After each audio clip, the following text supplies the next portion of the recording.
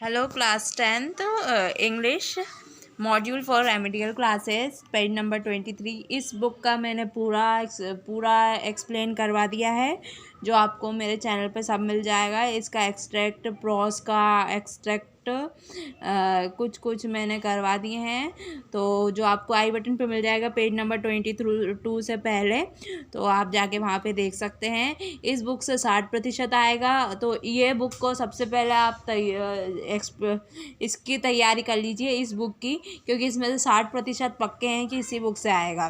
तो मैंने इसका पूरा करवा दिया, तो आप सबसे पहले मेरे चैनल को सब्सक्राइब कर दें, और मैं आपके एग्ज़ाम तक वीडियो हर दिन 10 मिनट का वीडियो अपलोड करती रहूँगी।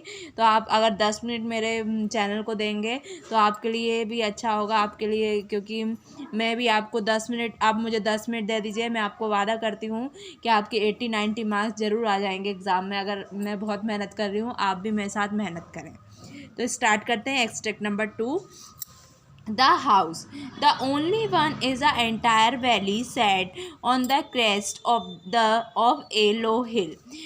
ये एक घर है जो कि सिर्फ एक है, जो घाटी पे है, जो उस हिल के बिल्कुल उस ऊपर है। From this height one could see the river, उस ऊंचाई से कोई भी रवि नदी देख सकते हैं।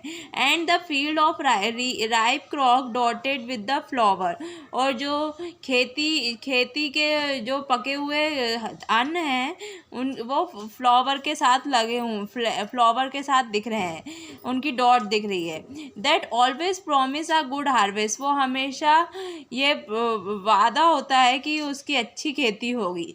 The only thing that the earth needed was a downpour, बस कुछ अर्थ को थोड़ी सी मूसलाधार बारिश की ज़रूरत है, और एटलीस्ट अ शावर, एक शावर की ज़रूरत है पृथ्वी को।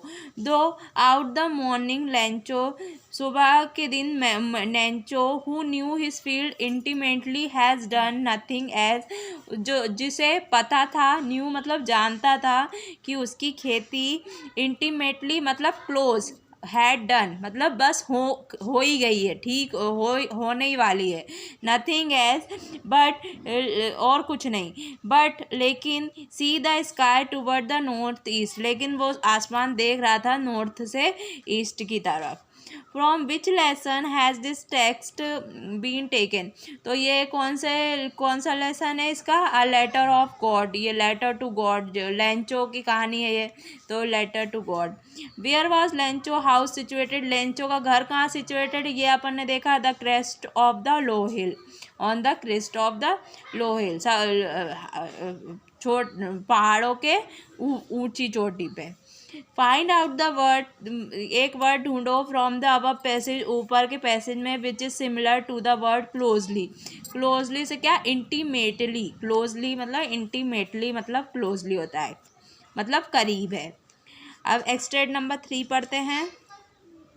आई knew that the oppressor must be liberated, मैं जानता हूँ कि दोषी, जालिम मतलब ऑपरेसर मतलब दोषी को मुक्त कर देना चाहिए। Just as surely as a oppressed, एक पीड़ित की परमिशन लेके, श्योरली ऐसा बोला है। A man who take away another man freedom, जो आदमी ले लेता है दूसरे आदमी की आज़ादी, is a prisoner of hatred, वो क्या है? वो जेल है, वो कैदी, जेलर है जो नफ़रत फैलाता है। He is looked behind the bar of prejudice, he is locked, वो ताला लगा देता है, बिहाइंड द बार, उसके पीछे पक्षपात होता है, एंड नैरो माइंडनेस, और उनकी छोटी सोच होती है। आई एम नॉट ट्रूली फ्री, मैं ये फ्री नहीं हूँ, सही नहीं है बिल्कुल मेरी बात, but if I am taking away someone, लेकिन अगर मैं किसी की आज़ादी लेता हूँ, समवन एज फ्रीडम, अगर किसी की आज़ादी लेता हूँ, just as surely I am not free when my freedom is taken from me. और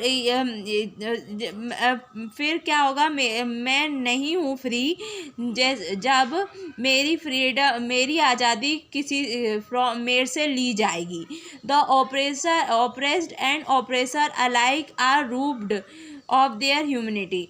जो जालिम, जो क्या दोषी होता है और जो पीड़ित होता है वो एक जैसे रहते हैं, वो दोनों ही इंसानियत को लूट लेते हैं, दोनों ने ही इंसानियत लूट ली है, लूट गए हैं। Who is the writer of the lesson from which this text has been taken? इस लेसन का राइटर कौन है जिससे ये टेक्स्ट लिया गया है? तो नेल्सन मंडेला है। ये नेल्सन मंडेला की कहानी से लिया गया है।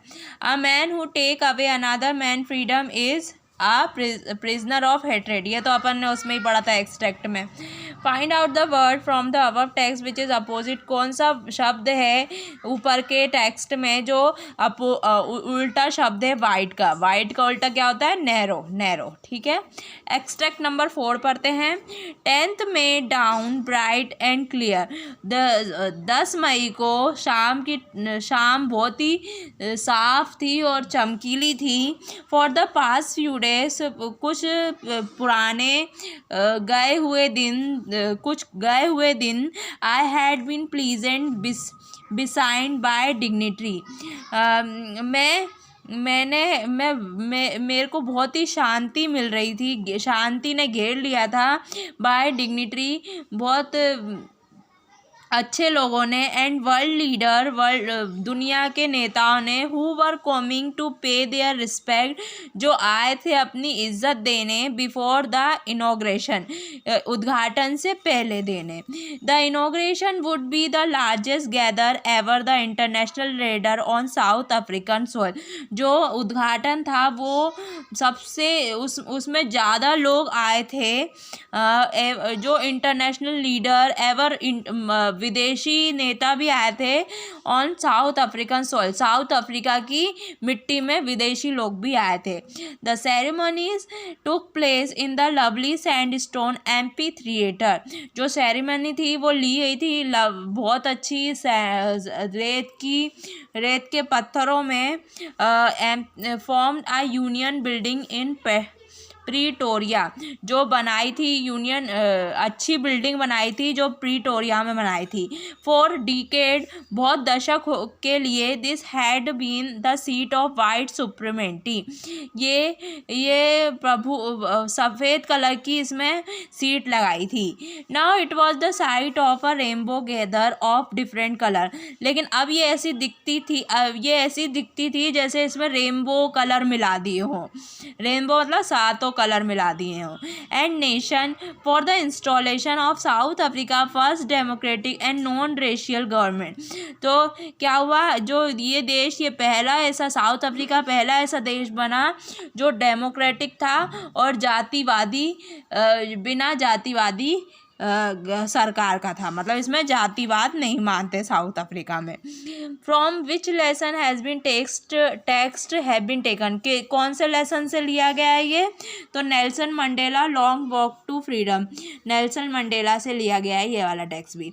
इन the above text I refer to, I कौन बोल रहा है अबव टेक्स्ट में? नेल्सन मंडेला अपनी कहानी सुना रहे हैं। The ceremony took place in, ceremony कहाँ हो रही थी? प्रीटोरिया में सेरेमनी हो रही थी। ठीक है। Extract number 5। Paper has more patience than people. Paper के पास ज़्यादा सहन शक्ति है लोगों से ज़्यादा। I thought of saying on one of those day, मैंने सोचा था कहने का उन दिनों में। When I was feeling a little depress, जब मैं महसूस कर रहा था थोड़ा सा depress. And I was sitting at home, जो मैं घर पे बैठा था। विथ माई चीन इन माई हैंड, मेरे हाथों से मेरी हाथों से मेरे मुंह पे उंगली कर रहा था, एंड बोर हो रहा था, एंड लिस्टलेस, कुछ सोच नहीं रहा था, wondering whether to stay in, मैं घूम रहा था कि मैं कहाँ रुकूं, एंड गो आउट, और कहाँ निकलूं, और गो आउट, और कहाँ निकलूं। I finally stayed where I was, मैं वहाँ रुका था जहाँ पे मैं था, ब्रूडिंग, जहाँ मैं बचपन में था। यस, हाँ, paper does have more patience, हाँ, पेपर में अच्छे सहन शक्ति होती है। तो इसके आगे अब मेरा एंड स्क्रीन पर मिल रहा होगा वो वीडियो जो कल आएगा, तो आप उसे देख लेना। Thanks for watching.